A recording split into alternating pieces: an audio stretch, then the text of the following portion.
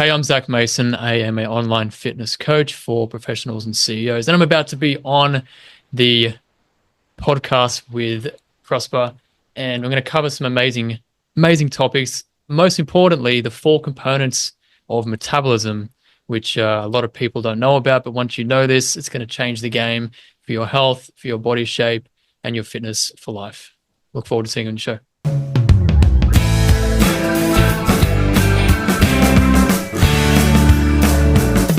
Now, ladies and gentlemen, welcome to yet another exciting episode of the Online Prosperity Show, where we uncover stories of transformation, resilience, and strategies for success. I'm your host, Prosper Taruvinga, and today I'm thrilled to have my main man, Zac Mason, join us. Now, Zac, how are you doing, buddy?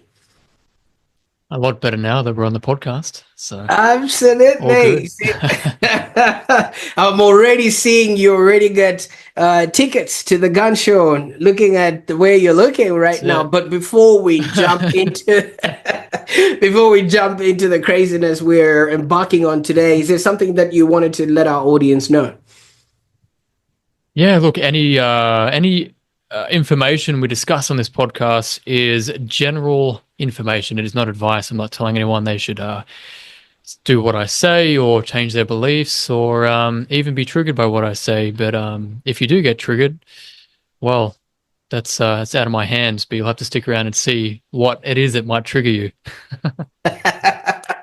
Fantastic. Now that we've got the legalese out of the way, for those that are tuning in for the very first time, welcome to the Online Prosperity Show. And like I said, we are uncovering stories of transformation, resilience, and strategies for success. The man joining us today, Zac Mason, is a man who's turned the science of fitness and health into an art form for busy CEOs and entrepreneurs alike. So he's gone from self-proclaimed skinny fat guy struggling with gym routines to a personal transformation that actually led him to start helping hundreds of men reverse the metabolic decline and actually start regaining the control of their health. And Zac's journey is quite as inspiring as it is practical. So hold on to your kombuchas or whatever drinks that you have,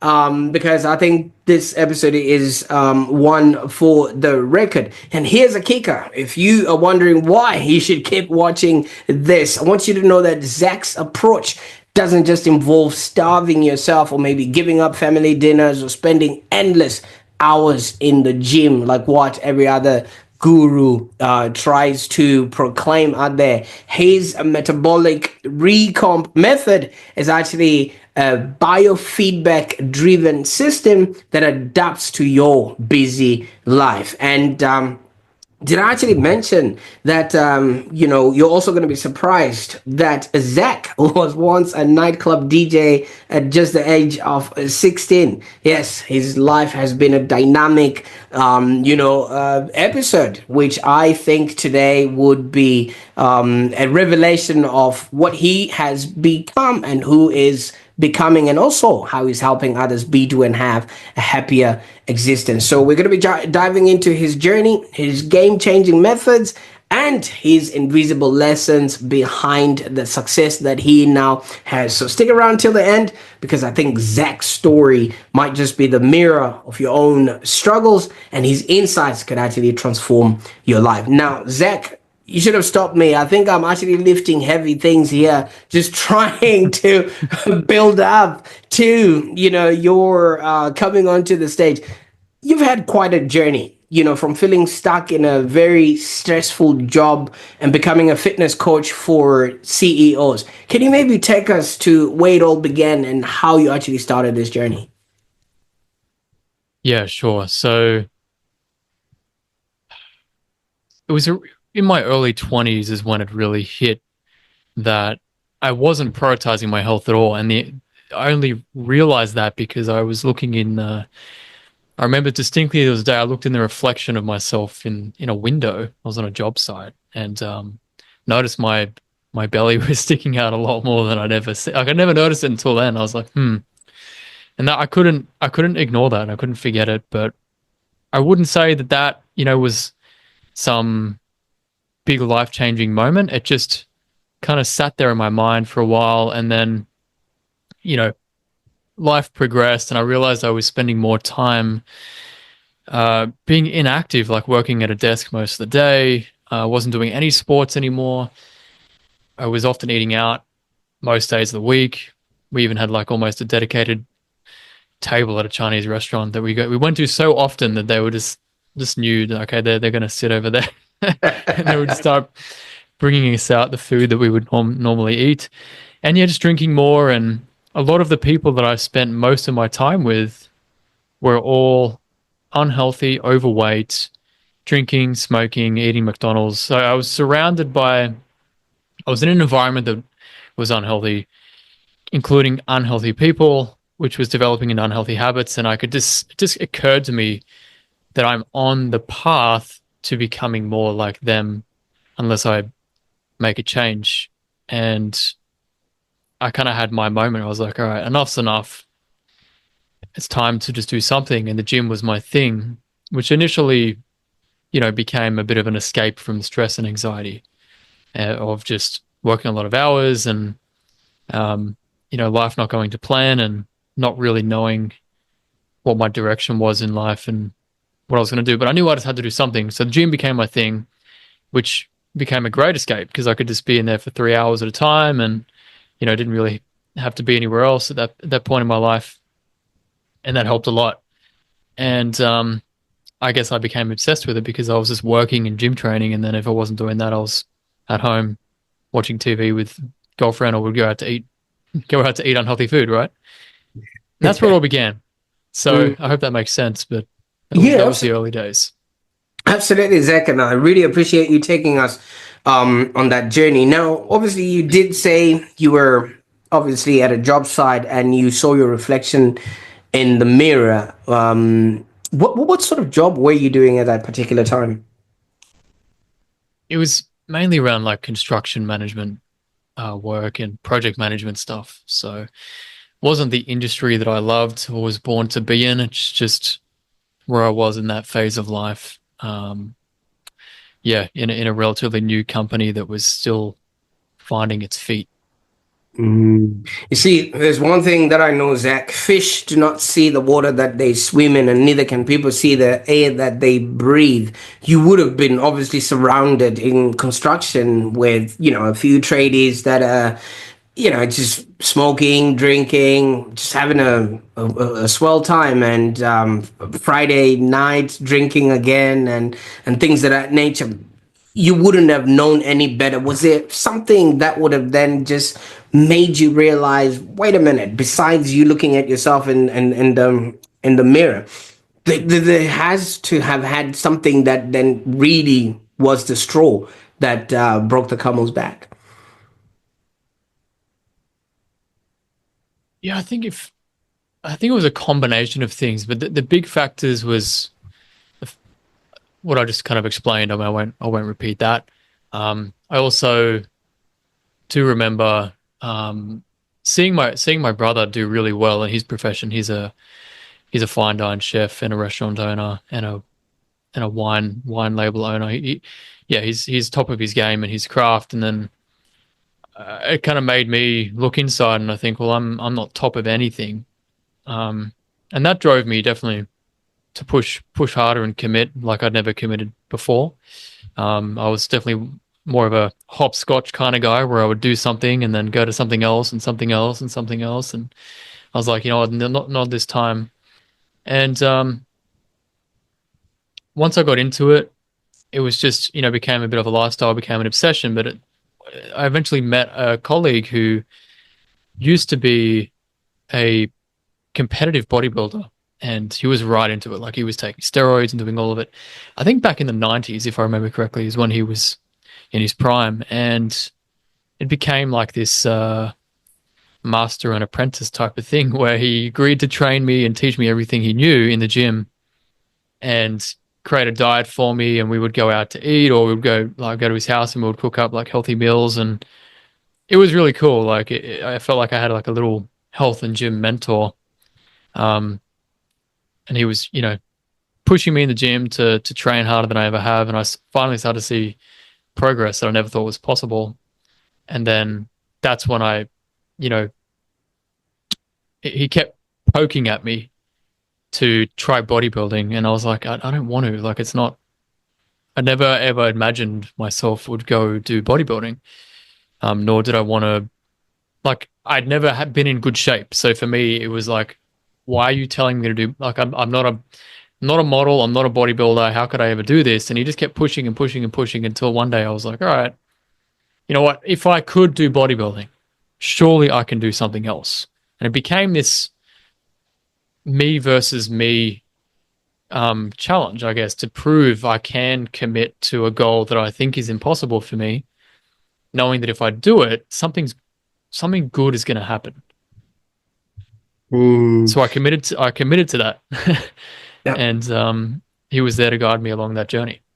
Absolutely. See, in life, we always have these people that show up, and I think they say when the student is ready, the teacher will show up. And this guy would have been 100%. around all this while, and I think that's one thing that a lot of people should actually realize. You know, you have now become that for other people so that you can guide them along the way and help them be accountable and also help them achieve their goals. Now you would have grown up, like you said, your brother became also that sort of aspirational, side for you to look up to based on the successes that he was achieving. But your family was also business owners. How did that environment maybe start now shaping your perspective on work, fitness, and life in general? Yeah, it's a good question. I mean, look, when I was born into a entrepreneurial family. I mean, I can't remember because I was an infant, but when I was a baby, they had a business and a cafe and a restaurant for a couple of years, and then I've never seen my dad work for anybody. And even for most of my mum's life, she's always had a business or something or a side hustle, and she has multiple businesses, and um, same with extended family. So it was kind of like normal for me to not get a job. And only at one point in my life I had a job, which was in the gym. So after competing in bodybuilding and doing all that, I knew I wanted to pursue fitness as a career, and it just felt natural for me to do that. However, I had no qualifications and anything like that. So that's when I got my first official job, that wasn't related to family business, working in a gym. And it was just a part-time job, and that's when I kind of got a dose of reality of what it's like to have a boss. And it was a challenge because I for the first time I kind of felt what it was like to just be treated like a number, like a robot almost, where like there was managers and managers of the managers, and then there was senior managers of the managers of the managers, and then there was a boss of the managers, and everything just trickled down, and it was just like yes, no, yes, no. How's the numbers? How's the numbers? More sales calls. We need more this. We need more this. And it's like, at what point are you going to ask, how are you? Like, Mm. there was never any care. And I got upset a lot about it because I thought, I love fitness. I'm in the gym. And even when I'm not working, I'm in the gym, just there to help, um, on either side of my shift. And I would stay back and I would always, put things back in the right spot, clean it, just keep the gym in best condition. And the thanks we got was, how are the numbers? How are the sales? Are you doing more calls? And I just thought, oh man, like it burnt me out. And then I thought, you know what? That really pushed me to become a personal trainer and learn as much as I could on top of the experience I had from competing in bodybuilding for a couple of years and, placing second in a couple of shows and competing in the Philippines and doing all this stuff. It really pushed me to turn that experience into practical knowledge, become qualified, and then start the personal training business practically from scratch because I didn't have any. There was no like personal training system. It was just like, oh, you want to train people? Cool, pay us rent, and then off you go. There was no manager. There was no guide. There was just like the gym manager, and he would say, oh, here's some leads. Call them and see if they want training, and that was it. It was all on me from scratch, but because of coming out of that family business background, I just kind of believed I could figure it out. And for me, that was, yeah, just a huge benefit. It was kind of just saying, all right, I'm going to just back myself and figure it out. For a couple of months, there was really nothing happening. I was hanging out in the gym all day with no clients, um, scared to approach people who were training in the gym and sitting around waiting for leads and not knowing how to do sales. And it was all, like jumping in the deep end and learning how to swim for the first time is the best way I can describe it. Absolutely. I quite like that. Now, you've brought up something that maybe not a lot of people would realize or put two and two together, because if the culture within the gym is that whole burnout, to the stuff that are in there, can you also imagine the trickle down effect to the actual end customer? Is that why so many people sometimes don't quite connect with the gyms they go to, or when they want to cancel because of the numbers, they're not allowed to get out of a gym contract? Yeah, yeah, yeah. That's definitely a real thing. I do remember a lot of people would sign up on sale days, like when they have the big sales every quarter, and then you'd see those same people coming in 3 months later quitting. And there was the managers were always like, "Oh, we got to, stop people from canceling their membership." And it's like, well, okay, but there's only so much we can do. It's just me on a shift, one person in the gym. How am I going to look after 60 people? While I'm on the phone the whole time and doing how am I meant to be in the gym on the phone and at the computer talking to everyone, keeping them happy and cleaning while dealing with, what I mean? It was under resourced. So I didn't blame people, because people would say, like, the members would say, "Hey, like, we want, can you get this? Can you fix this? Can you do this?" And I'm like, I can try. All depends on what the manager's going to say. And at times it would take a month or two for them to fix equipment. And I remember people would come in and be like, "Oh, I'm canceling because you guys don't maintain the place." And I'm like, "I'm really sorry. Like, I don't own the gym. I can't, I'm just a peasant here. I don't do anything. I take phone calls." So he's the owner. Take it up with him, because he doesn't listen to me. And it was really sad because, it would work so hard to sign people up, would sign up 10 people, and then 8 people would cancel in the same week. And it's just like, oh man, it's like a never ending door. And unfortunately, the people who own the gym that I worked in, it was a great gym. There was a great community there, but it was a revolving door, and a lot of people would get upset. And I wasn't allowed to do anything about it, because the owners either didn't care, didn't give me permission, didn't give us the funds to do things, and didn't put on more staff to facilitate. So yes, my point is, there are a lot of gyms that aren't accommodating, that aren't welcoming, that aren't supportive, because they don't have the resources to be. And it's all about the bottom line, especially now, because their gyms is like a red ocean. So there's a gym on every street almost, depending on where you live. So if this gym doesn't have it, you can quit and go to the other one. And if they don't have it, you can quit and go to the other one. You just get free trials, and just change your name and make up an address and just get free trials. Don't do that. You could do that, but yeah, It's you get the idea. it's a good thing we had the disclaimer at the start, because somebody's gonna go in and start. It's not advice. It's not advice. It's a joke. Absolutely. Now, you went on and competed in four natural bodybuilding shows, like you were talking about going to the Philippines and things like Yeah. that. That must have been intense, bro. What Yeah. did these experiences then teach you about discipline and balance? Yeah, that's a good question. Well, it taught me discipline, full stop, Mm.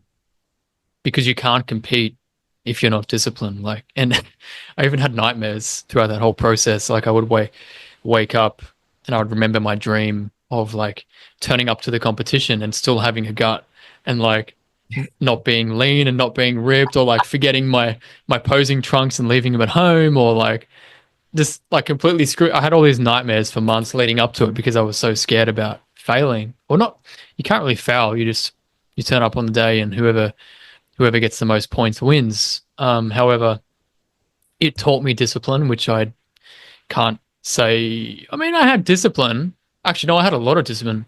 Discipline in eating out, discipline in playing video games, discipline in watching YouTube and social media, discipline in just, I don't know, being a below average human being. I was very disciplined at that. So it taught me how to rechannel my discipline to achieve different outcomes in life.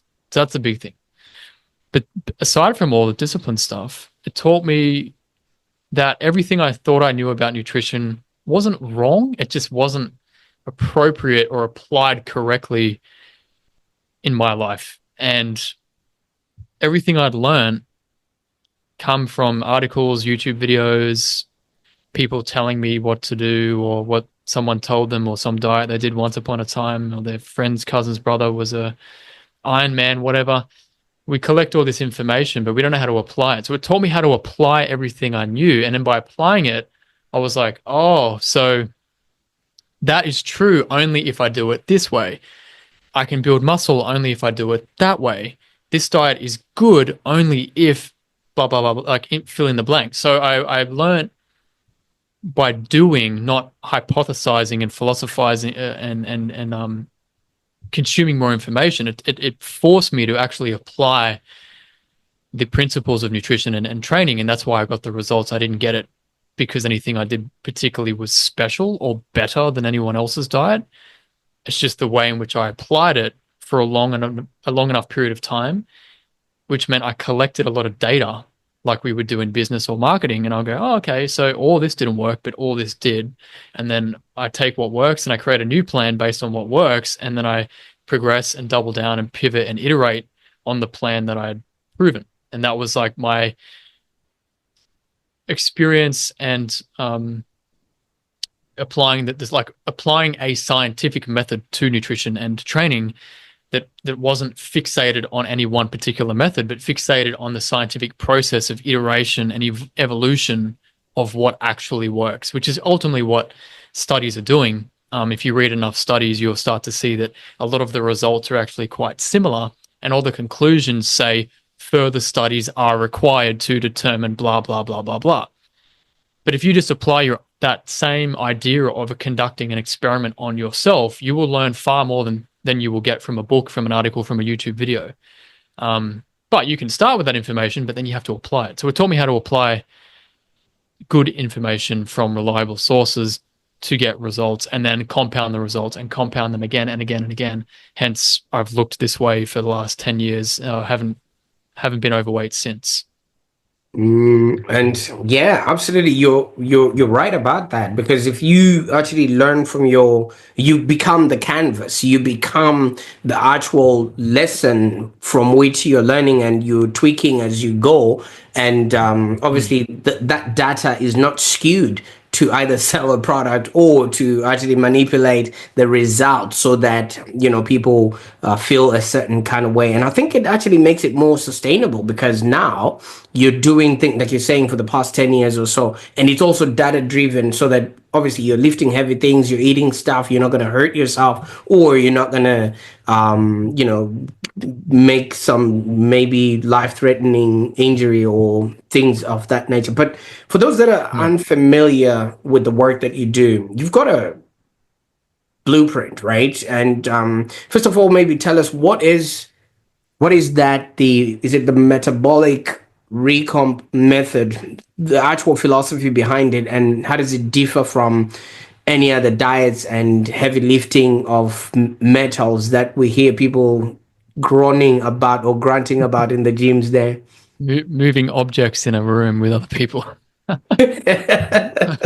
Yeah. So, okay, I'll bear with me, but this may get a little bit technical. But it's for the good of whoever dares to listen and apply. So when I discovered this, it was like a massive light bulb moment, because for a lot of my life growing up, I'd always heard about metabolism, and some people have a slow metabolism, some people have a fast metabolism, and as you get older, your metabolism declines, and if you're not losing fat, it's because your metabolism crashed, and if you are losing fat and if you're skinny, it's because you have a fast metabolism. It's all metabolism. And then eventually I'm like, what the hell is metabolism? And it never made sense to me until I actually figured out what they're actually talking about when they say metabolism. Ultimately, it's the definition of all of our body's energetic processes to be functioning and be alive. But to keep it really simple, how we actually measure metabolism is the total amount of energy that we burn in a 24-hour period, calorie burn. But where it gets confused is that people think calorie burn is the same as food calories. They're two different things. Food calories are measured in a laboratory. Calorie burn is measured by a device on our finger or on our wrist or around the waist, like a fitness tracker, like a Fitbit or an Apple Watch, a Garmin, something like that. So that confuses people. So what I'm talking about is our energy expenditure, which we measure with energy burn calories. And then I thought, okay, well, that's our calorie burn, that's our metabolism, or our total daily energy burn. What is that made up of? And it really comes down to four key things. The first thing is your BMR, your basal metabolic rate. So think of this as like the car is turned on, but it's not going anywhere. It's just sitting in idle, and the revs are low, but the engine's burning fuel. And if you left the car on all day, 24 hours, it would actually burn quite a lot of fuel. It would burn more fuel than you would burn in a 30-minute drive to a destination than turning the car off because it's always on. So we have our BMR. That is the biggest chunk for most people. The biggest chunk of our metabolism, probably 60 to 70% of our metabolism per day is our BMR. Then we have the next block, which most people don't even know exists and don't think about, and it's called our NEAT, which stands for non-exercise activity thermogenesis. That's a fancy name for movement. So this is the next biggest chunk. It's all the movement that we make from midnight to midnight. So obviously when we're sleeping, we don't move a lot. Maybe we move a little bit. But when we wake up, we get out of bed, we're moving, we're brushing our teeth, we're having a shower, we're cooking breakfast, we are walking to the car, walking to the bus, the train, the office, up the stairs, down the stairs, taking the kids to school, anything, like all the little bits of movement that is not a workout, that is not deliberate cardio, is our NEAT. And if you add all that up over the entire day, that can be a very small amount or it can be a very big amount. And then we have two other slots that sit on top of this. We have our exercise or workout calorie burn. And this is where people get confused. They think, all right, I want to start losing weight. I want to get healthy. I want to trim the belly, fit back into my clothes, feel confident in the pool, be able to, put my swimmers on or whatever, and not look like the fat dad with a dad bod. And that's cool. And the first thing they think is I've got to start working out and doing cardio. But in a 30-minute weight workout, you might only burn 150 calories, which is one slice of toast with a tablespoon of peanut butter. It's barely any burn equivalent to food if we were to accurately compare food to calorie burn, which is difficult to do. But just as a ballpark, think, 30 minutes in the gym, slice of bread with some peanut butter.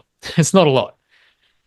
Compared to all the energy that we could burn from waking up to going to bed across 16 hours, we can burn a lot more energy, right? So I'm not saying don't work out. I'm just saying we don't go to the gym to burn body fat. We go to the gym to be strong, to keep our bones, our joints, our tendons, our ligaments, and our muscles strong so that we can function and stay mobile, keep our hormones optimized, and build and maintain more muscle over the long term. Because if we have more muscle long term, that feeds back into our BMR.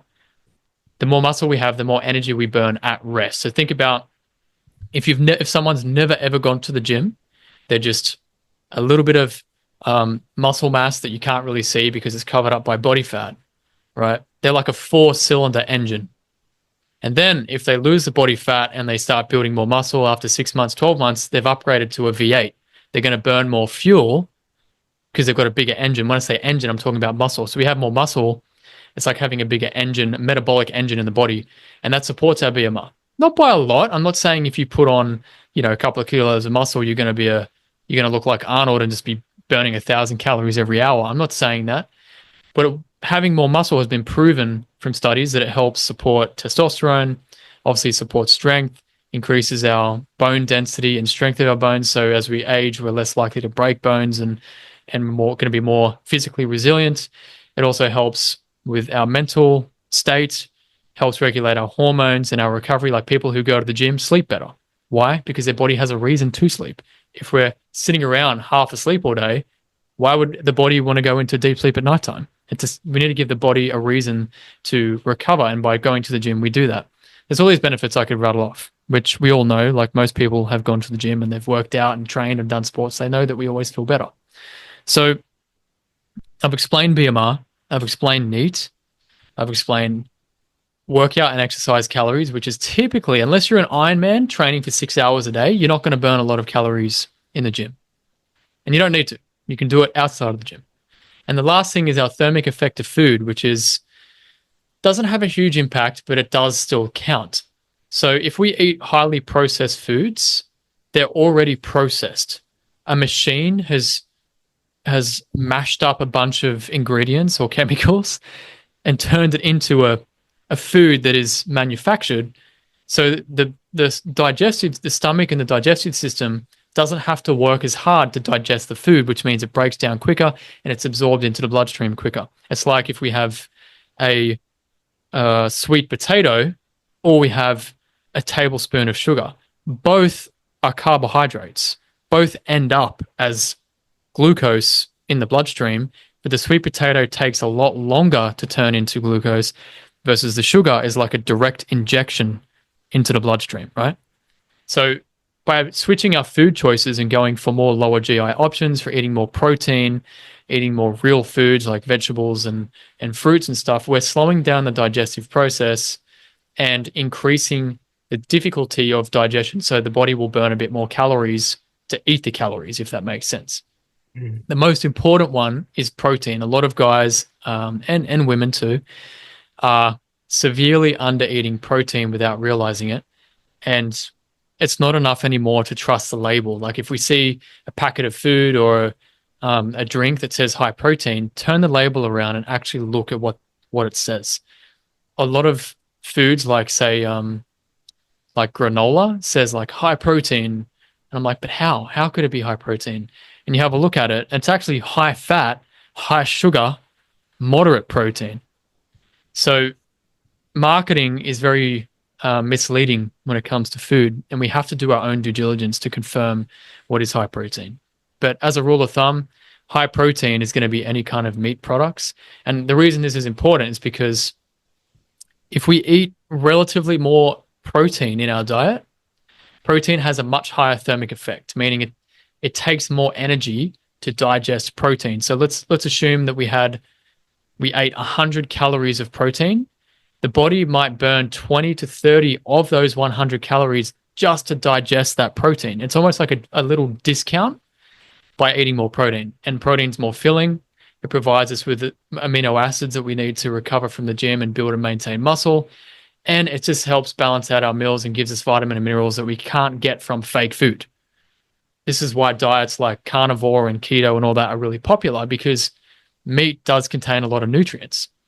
I know a lot of people these days are not eating a lot of meat, but there are alternatives. But my point is we should be eating a higher protein diet to meet those needs.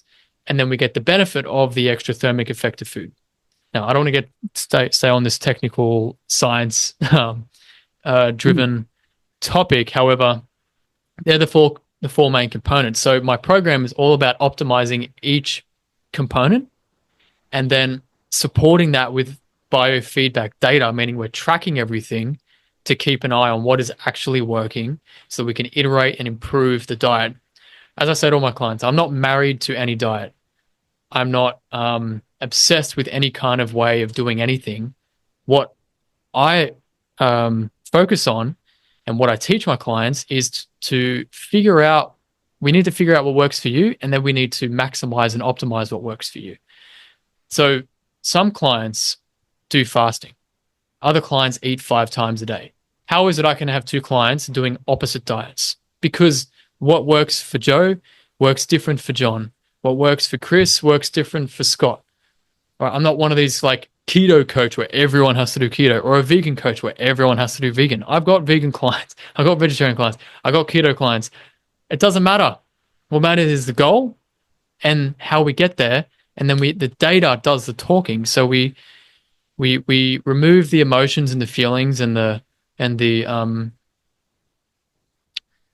inconsistent advice and the confusing advice that people give, and we purely focus on what works for you. And that's the system that worked for me, and I'm just replicating that for everyone else that I'm helping. I hope that all makes sense. Oh, absolutely, absolutely. I can't thank you enough for that masterclass in biofeedback and things like Metabolic that. masterclass.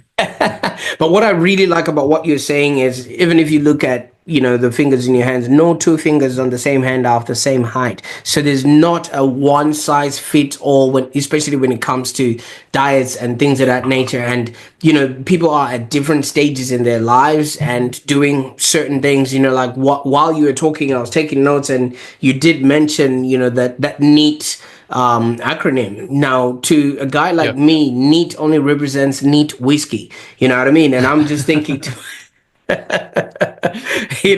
was That's a thinking, good oh one. yeah, we've been called upon, but then I only realized no, it's non-exercise activity, and I'm like, Gotcha. like. Yeah, no whiskeys on the rocks, unfortunately. Absolutely, but I think what you're bringing to the table is very great. But then there comes a time, where people, like we did mention, different stages in their life, and let's say they've gone past 30, and that's where the midlife crisis starts kicking in. And there's also that yo-yo cycle of, I'm not quite sure, whether what I'm doing is right, and then that metabolic decline starts happening. I don't know, maybe it's because the neat whiskey starts taking center stage. But what's the first step that people can actually start, to get started on knowing what's right for them? That's a good question. So, yeah, I mean, the true answer is there is no right way, but if I was forced to give like a set steps, what I give in my blueprint is the first thing is, well, you got to know what is your goal. There's no point doing anything unless you have a realistic and achievable and sustainable outcome. I'm against short-term challenges because it breeds a mentality of all or nothing, quick fix. I can always do this again if I gain fat, and it's just staying on the roller coaster. I want to get everyone off the roller coaster and onto a nice smooth journey that they're creating the journey as they're doing it. So the first step is to be really, really clear on what it is you want. So if that means losing 10 pounds, losing 20 pounds, losing 100 pounds, who cares what it is? Just be very honest with yourself and declare that goal. Maybe it's not losing weight. Maybe it's you want to be fit enough to run 10 miles at a certain time frame. Maybe you want to be able to um, join a soccer club. Or I even had a client 2 weeks ago took up surfing. He said, I finally feel strong enough and lean enough to learn surfing in my 50s. And I was like, hell yeah, that's awesome. And he sent me photos. He was standing up on the surfboard, getting surfing lessons, but he'd never done that until now. So the goal has to matter to you. And it doesn't matter if it is a selfish goal. A lot of people say like, "Oh, no, I don't want to have abs. That's too selfish." It's like, well, no, it's not. Like abs are just a side effect of being healthy and being lean. You can set a goal to be in a lean body fat percentage range that is healthy for you, and as a side effect, you happen to have muscle definition. The goal doesn't have to be abs. It just can happen naturally, right? So get clear on the goal, and then the second step that I would say in the you know spirit of what we've been talking about, once you're clear on your goal, I would say focus then on the low hanging fruit. So start to remove things from your environment that are holding you back. Because if you're pushing really hard at training and you're pushing really hard at dieting, but there's always something there to get in the way, you're going to be going 2 steps forward, 1 step back, 2 steps forward, 1 step back. So get rid of the things that are making it difficult. That could include the kitchen.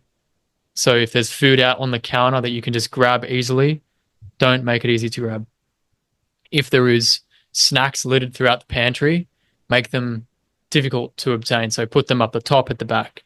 You know they're there, but they're not easy to grab. And you'll be very surprised that there was a study done by I think it's Professor Brian Wansink. He did a study like in an office where if the like snacks were within like arm's reach, the tendency to eat them was much higher versus if they were like 3 feet or 3 meters away from where the office the people were working, and they asked them why, and they said, well, that distance between the food gave them an opportunity to stop and pause and think about if they actually really wanted the food or they're just grabbing it because they can. And I've been testing this myself. So last weekend, I'm not a big ice cream guy, but every now and then I like ice cream. So we went to Coles and we got some ice cream. And I wanted to get the small tub, but the flavor that I love didn't have a small tub. It had the big one. And I was like on the fence, should I buy it? Because I don't want to buy a whole tub of ice cream. And I was talking to my girlfriend about it. And you just said, well, look, let's just like hide it in the freezer at the bottom, right at the back, so that you know it's there, but you can't see it. So you're not going to want it every day. And so far, it's been working. Now, I know I've got discipline and blah, blah, blah, blah, blah. But you've got to do everything you can to make it as easy to stick to your goal. So removing foods is one thing. Looking up menus of restaurants before you go to them is another thing. So I'll always Google search if I want to go to a restaurant, pull out the menu. So I know ahead of time what I'm going to order, and I'm not persuaded by what everyone else is ordering before I get there. Another thing that helps is planning out your meals and trying to systemize them. So very rarely do I come across anyone who every morning wakes up and goes to the effort and trouble of coming up with a new exotic breakfast. Most people that I know, most of my clients have the same breakfast every single morning. So that's systemized. It's easy. Yep, cool. This is my breakfast. So optimize the easy meal first before you focus on the difficult meals. So if that means getting your breakfast dialed in, do that. Then get your lunch dialed in. Maybe you have 2 or 3 lunch options. Maybe one of them you prep. Maybe one of them is leftovers. And maybe one of them is eating out. Maybe it's a salad, chicken salad bowl. Maybe it's a poke bowl. Maybe it's a burrito without the rice. Maybe it's, a burger without the chips. You have like a bit of a system going so you can oscillate between different meals. Then when it comes to dinner time, again, that can be a huge variable. It is for me. Like that's where most variety is. But on a weekly basis, most people eat the same things. And okay, on a Monday, we're going to have pasta. Tuesday, we're going to have sushi. Wednesday, we're going to have lamb with potatoes. Thursday, we're going to have a stir fry. Like there's a system to it, whether it's takeout or whether it's made at home. So it's just a matter of being more conscious of portions and saying, all right, am I eating what I need, or am I just gorging myself for, because I'm stressed and because I'm trying to distract myself from being bored or something like that. So self-awareness is a big key part to the process. And that's just like really simple stuff to begin with. It can go a lot more detail about it. Like here, this is not the right time and place to give like super detailed meal plans because that's hyper individual. But these are all things that anyone can do. And then we haven't even spoken about workouts yet. So when it comes to exercise, I tell everyone, don't jump into it. Don't go from 0 to 100. Just start with 1 or 2. So if you have been doing no specific workouts, then pick a time, pick a day that you can consistently stick to every week. So if that's a Tuesday at 4 p.m. or it's 6 a.m., make that religious before you worry about the second and the third and the fourth and the fifth workout. Because if you take on 5 workouts and next week you're back down to 2, and then the next week's 3, and then 2 and 5, and there's no consistency, there's not going to be momentum, there's not going to be results, and the data is going to be skewed and very difficult to track. So stick to 1 or 2 workouts, make them consistent, and then progress in them. So if you're doing a bunch of exercises, make sure every week you're just getting better by 10% or 5% even every week. It's the progress that's going to get the results, not how often you turn up to the gym, not how long you're in the gym. It's the progress within the workouts.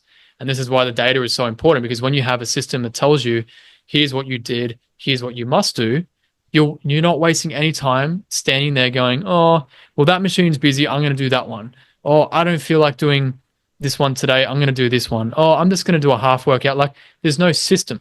But if you have a system, you turn up, you go A, B, C, D, E, done, done, done, done, done, and you're out. You're done because you've already ticked off everything you need to do. Your body's been stimulated. Now your body has to go to sleep and recover and build that muscle and get stronger. So when you come back next time, you repeat that system and you're not wasting any time, you're not wasting any reps, you're not wasting any exercises, spending your life in a gym when you don't need to be in there for much longer than 30 to 45 minutes if you're doing an effective workout program that is progressive. And Mm. that's the main things: goal, nutrition, training, and then the thing you need to add on the end is the neat. And again, not the neat whiskeys, but the non-exercise activity. So It's yeah. this is why I like to think about it. You can go to a 30-minute walk, and you may burn 100 to 200 calories. But let's say from the minute you wake up, every hour, and let's say you're awake for 16 hours, you did just 5 minutes of walking per hour. Only 5 minutes. That's it. If you had a little timer like this, and you had a 5 minute, to go and do a 5 minute walk over 16 hours, that's 80 minutes of walking per day, just 5 minutes per hour, versus a 30-minute walk. Now, 80 minutes of walking is going to burn more than double what you would burn in 30 minutes. So my point is, you're better off having little short bursts of movements sprinkled throughout the day than doing nothing and then going hardcore for 30 minutes. Mm. You're just going to burn more energy. And then by not going hardcore for 30 minutes, and like those workouts have their place, and I'm not saying never go hardcore, but my point is, if you only do really aggressive workouts for a very short period, one, it's exhausting. Two, you're going to jack up your appetite, which is going to make you want to eat more food. And three, you're not going to burn any, like as soon as you stop the workout, your energy burn goes and drops back down to idle state. So what we want to do is raise our idle state by raising our NEAT. And that is how you can increase your metabolism overnight. Because if you're only doing, say, 4,000 steps, which is like a desk job going nowhere, working from home, and all of a sudden you jack it up to 8,000, which is very easy to do, you've just doubled your step count. You've just added hundreds more calories burnt to your metabolic expenditure in the day. So that is how you elevate your metabolism, as well as building muscle, as well as optimizing your food intake, as well as optimizing your workouts. So your workouts are creating more muscle and strength over time. And it becomes this self-fulfilling metabolic cycle of maintaining a healthy, optimized metabolism that is far beating the natural decline that usually begins in the mid-20s. That's when our BMR kind of plateaus out, and it has like a very gradual decline until we pass away. But we can focus on everything we can do to optimize those four components that I've explained.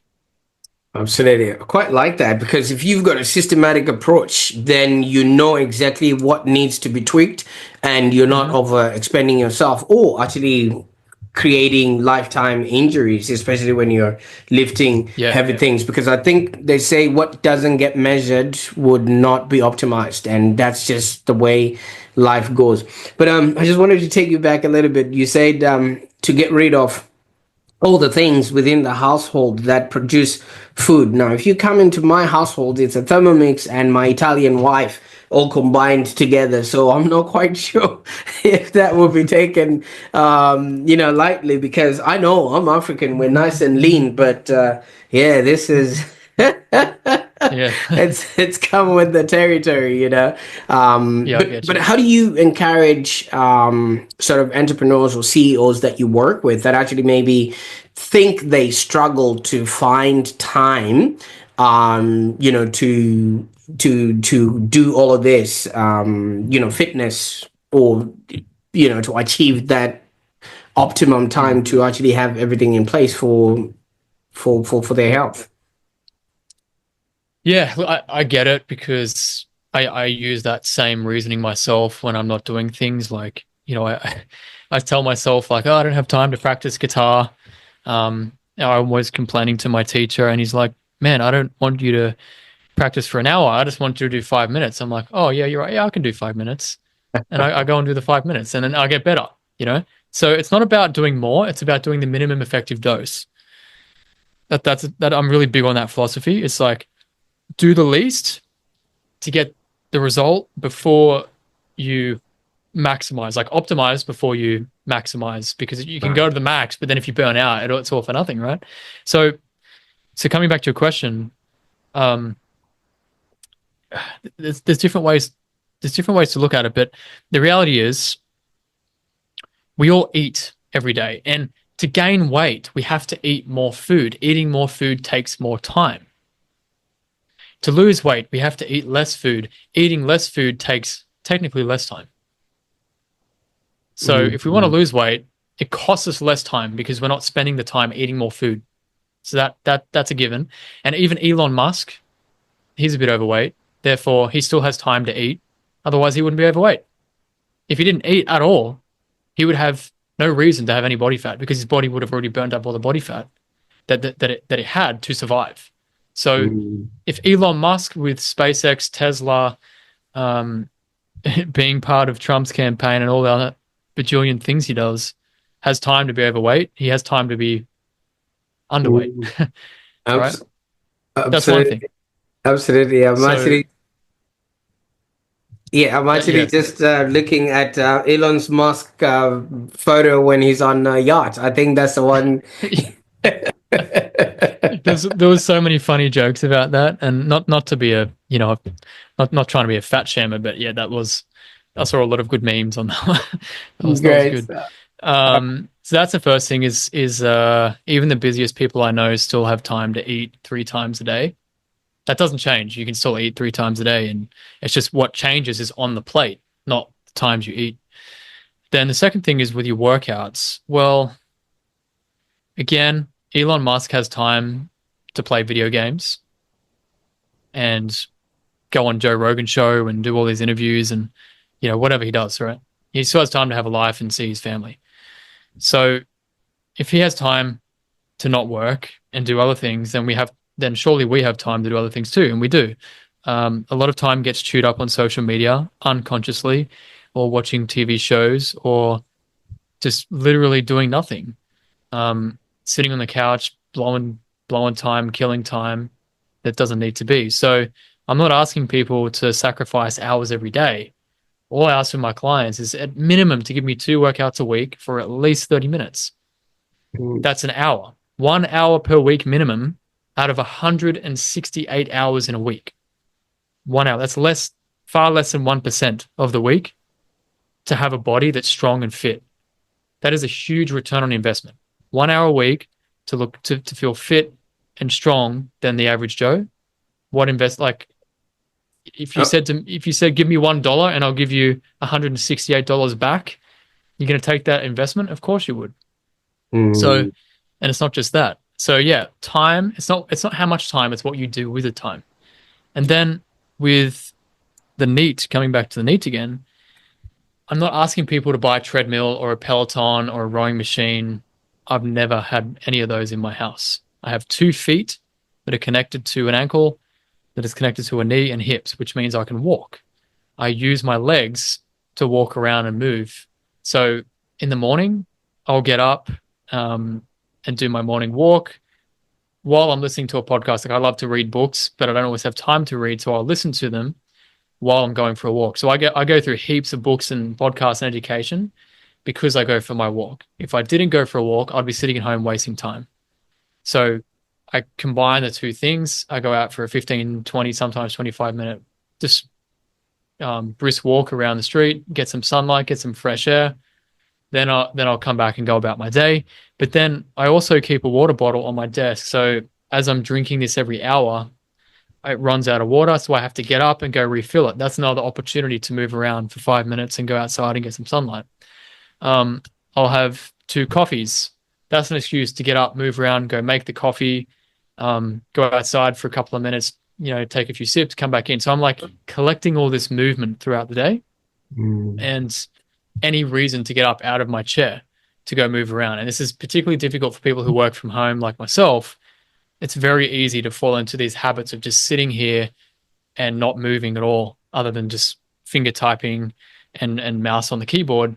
And that's why I have a timer on my desk, just got it off Amazon for like, I don't know, $10. And you can just kind of turn it and set a time. So, okay, I'm going to do a focus block for maybe 30 minutes or 25 minutes, hit the timer. And then when that goes off, I just push away, get up, go to the bathroom. Another thing, drinking more water makes you go to the bathroom. Another reason to get up and move around. So I'm like setting up my environment so I have to get up and move. And then Absolutely. I eat probably 3 to 4 times a day, which means I have to get up, go make the food, cook, like either cook it or heat it up. But while it's heating up, I can be walking around the house and just moving and um, going to see what my dog is doing, throw the ball around, like collecting movement is one Mm. thing. And I find what really helps for me is I love to listen to things like podcasts or music. And I don't like to sit down and listen to things. So if I put my headphones on, I'm going to get up and move around. If it's phone calls, if it's Zoom calls that don't require like a script, a visual or showing something, then headphones in, and move around while I'm talking. Like if I'm talking to family, headphones on, Bluetooth, and I'll walk around, go outside, go for a walk while I'm having a discussion because I don't want to sit there staring at the ceiling when I could be clocking up movement. Absolutely. I mean, you like you said, all of this stems from, self-awareness. If you've got goals that Yeah, you're heading towards, then all of these things start making sense and easy to do because I viscerally believe you can't do well if you don't feel well. So many people are yeah, trying to hit this entrepreneurial journey, yet they're not physically fit for the strenuous work that actually is involved, in making this happen. And, they do all this work and then they now have to show up and pitch and they can't because they obviously are not confident in maybe the way they yeah. look or who they have become along the journey. So, what would be the best way, Zach, for people to maybe get started with you or maybe get a hold of you so they can at least, obviously get their ball moving on this part? Yeah, sure. I would say, just come and get a feel for who I am and what I do, what I preach. Come and check me out on YouTube, Zac Mason. Check me out on LinkedIn. Read some of my posts. I'm on, Facebook, whatever. I'm on the key platforms. And if you like what you see, there's a number of options that I can help. There is my business body blueprint, which is a more of a self-paced do-it-yourself program.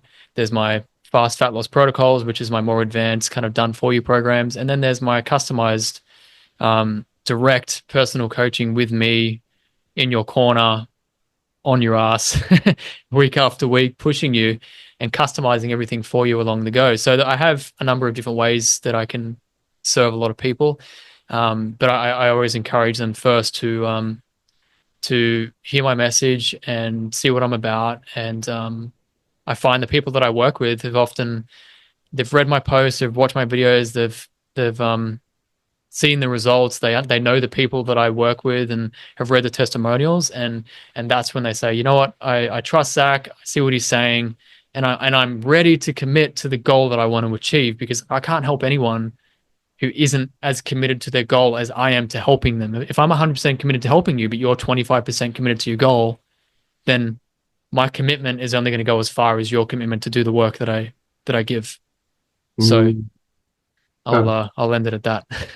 Fantastic. I'll make sure that all those links are in the show notes so that people can actually get started on their journey. And you're absolutely right, Zach. I mean, even though you're a fitness trainer, you can't do the sit ups for them and then they get the abs. They literally have to be committed themselves in order for them to be doing have a happier existence. Now, Zach, I mean, obviously, there's a lot that we could cover and keep talking Yeah. about.